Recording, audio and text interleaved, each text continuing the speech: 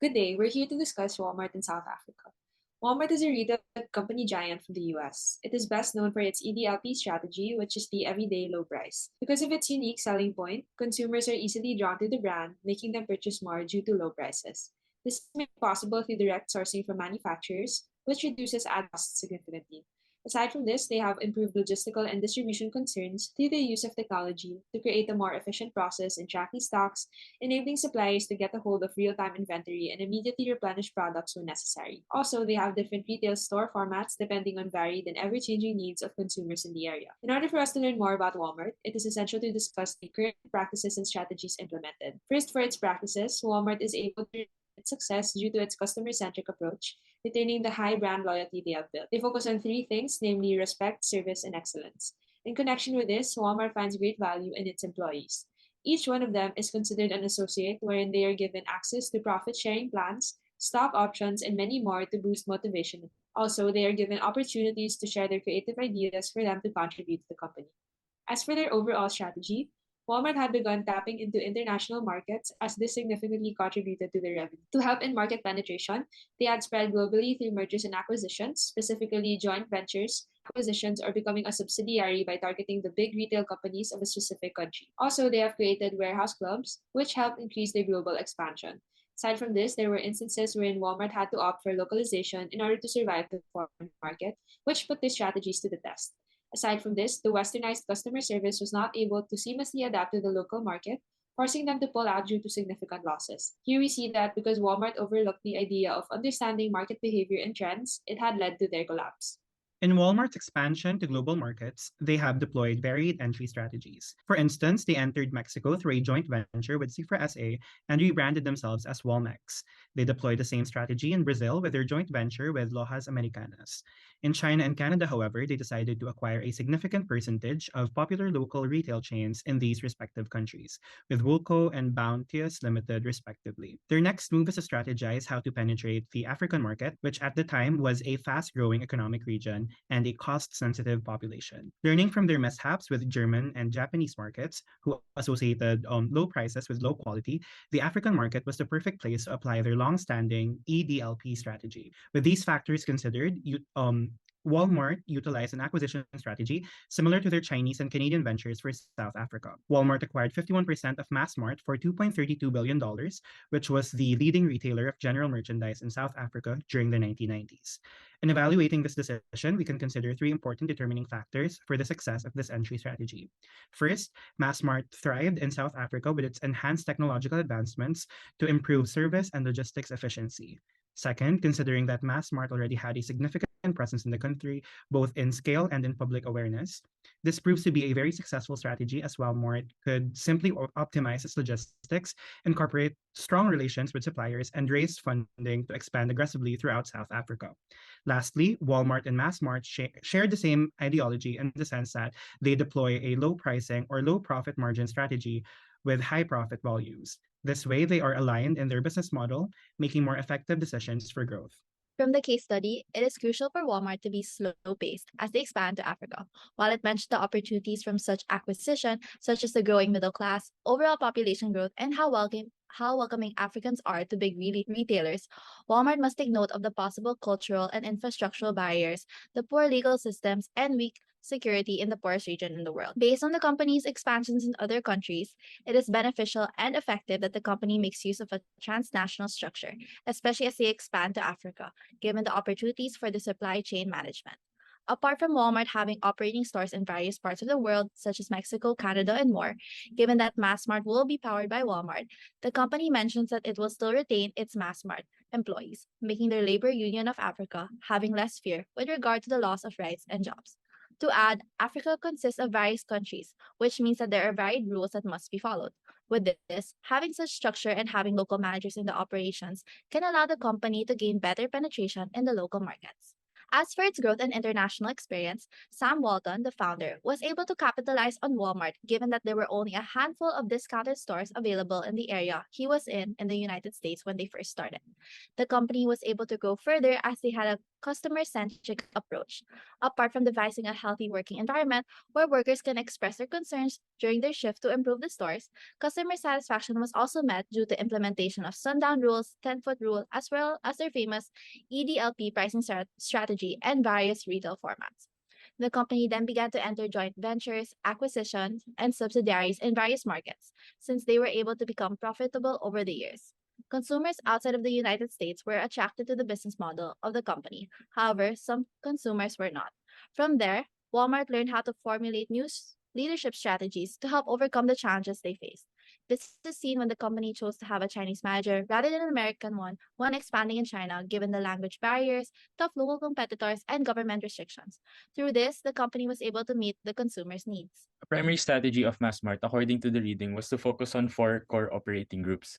Mass Discounters was a general merchandise discounter. Mass Warehouse was a warehouse club. Mass Build offered home improvement equipment and building materials, and Mass Cash offered wholesale food products. Through this focus, Massmart has been able to carry on a successful decade of doing business while at the same time focusing their trade decisions on their operational needs. The company strongly believed in its low price strategy, which revolved around the distribution of branded consumer goods at a low cost with high volumes, low margins, and low costs. Due to this, Massmart is currently ranked third on the continent in terms of consumer goods distribution and their commitment to responsible business practices, operational excellence, and price leadership enables them to go much further than their competitors. Although there were talks about Walmart taking ShopRite instead of Massmart, Walmart ended up taking Massmart for $4 billion with 263 stores in South Africa and 25 in other African countries. With the continent's promising economic growth in recent years, Walmart decided to replicate its success in China by implementing the same growth strategy and success in Africa. The African population exceeded 1 billion in 2009, and the average annual growth rate was 4.8%. At the same time, the middle income group also increased in size, resulting in an increase in purchasing power, which spurred the demand for food and other consumer items. Kuseni Dlamini, chairman of Massmart, stressed the importance of expansion, stating that expanding to Nigeria is the main part of their strategy. The company intends to also expand to Ghana, Kenya, Uganda, and Tanzania. It is Massmart's intention to scale in these markets by building new stores in order to expand the company's presence in those markets. This goal is followed by Massmart's disciplined approach. The company does not open stores just for the sake of opening them. Massmart is dedicated to sustainability because they intend to remain in business for a long time. So they take measures to ensure that Massmart's future is secure. As Kuseni Damini states, we have a very rigorous, systematic, calculated approach that we use to decide where and when we open a store. Although there were talks about Walmart taking ShopRite instead of Massmart, Walmart ended up taking Massmart for $4 billion with 263 stores in South Africa and 25 in other African countries. With the continent's promising economic growth in the recent years, Walmart decided to replicate its success in China by implementing the same growth strategy and success in Africa. The African population exceeded 1 billion in 2009, and the average annual growth rate was 4.8%.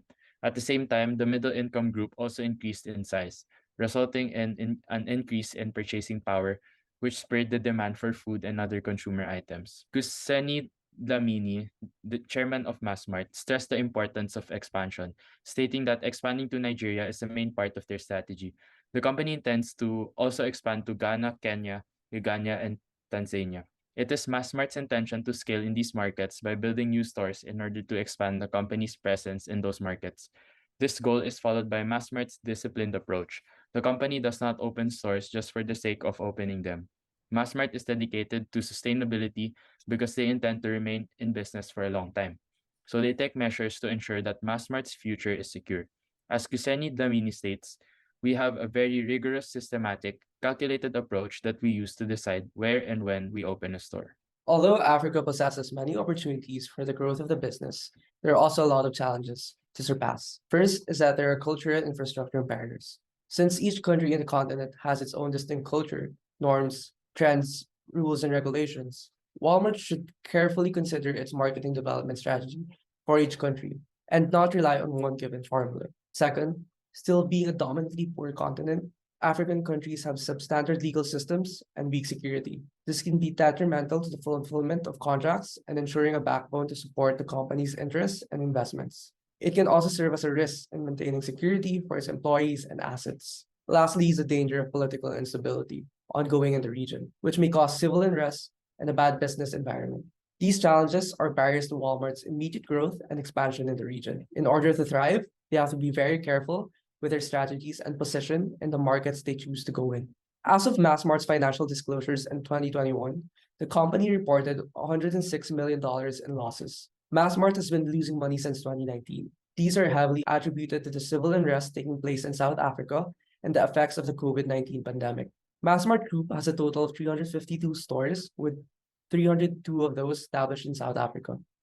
The company plans to close more of its stores that continue to lose money. Some of the group's strategies in order to turn around its losses are to restructure its operating model and optimize its portfolio and supply chain in order to maintain customer value while maintaining its EDLP strategy. Given these conclusions, we recommend the following action points for Walmart. First, Walmart should understand the nuances in culture and consumer behavior of the aforementioned African countries that Walmart intends to enter.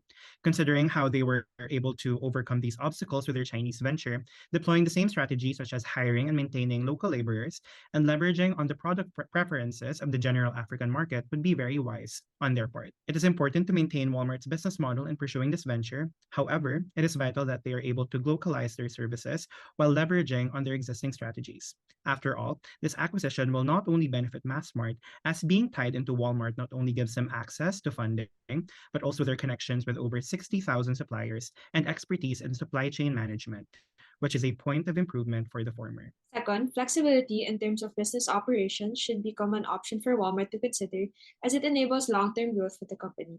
If operations will continuously be limited to current strategies, it limits their ability to expand and tap into a bigger market in the future. By doing so, it increases the possibility of seeking larger market segments, which contributes to expansion of the company. Third, instead of other joint ventures or subsidiaries, continuous acquisition of large companies in different countries helps Walmart with the effects brought about by market barriers. Thus, Walmart should acquire brands with significant market share to ease their way into these foreign markets. Given these insights and recommendations, this wraps up our presentation on Walmart in South Africa. Thank you.